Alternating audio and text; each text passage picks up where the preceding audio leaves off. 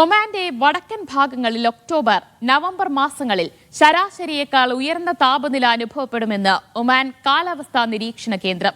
നവംബറിൽ സുൽത്താനേറ്റിൽ ശരാശരിയേക്കാൾ കൂടുതൽ മഴ ലഭിക്കുമെന്നും പ്രവചനമുണ്ട്. ഒമാന്റെ വടക്കൻ ഭാഗങ്ങളിൽ ഒക്ടോബർ, നവംബർ മാസങ്ങളിൽ ശരാശരിയേക്കാൾ ഉയർന്ന താപനില പ്രതീക്ഷിക്കപ്പെടുന്നുവെന്നാണ് ഒമാൻ കാലാവസ്ഥാ നിരീക്ഷണ കേന്ദ്രം അറിയിക്കുന്നത്. തെക്കൻ, തെക്കു പടിഞ്ഞാറൻ പ്രദേശങ്ങളിൽ താപനില കുറവുമായിരിക്കുമെന്നും കേന്ദ്രം മുന്നറിയിപ്പ് നൽകുന്നുണ്ട്. സുൽത്താനിന്റെ കിഴക്കൻ തീരങ്ങളിലും പരിസര പ്രദേശങ്ങളിലും ഒക്ടോബറിൽ ശരാശരിയേക്കാൾ കൂടുതൽ മഴ ലഭിക്കുമെന്നാണ് പ്രതീക്ഷിക്കുന്നത്.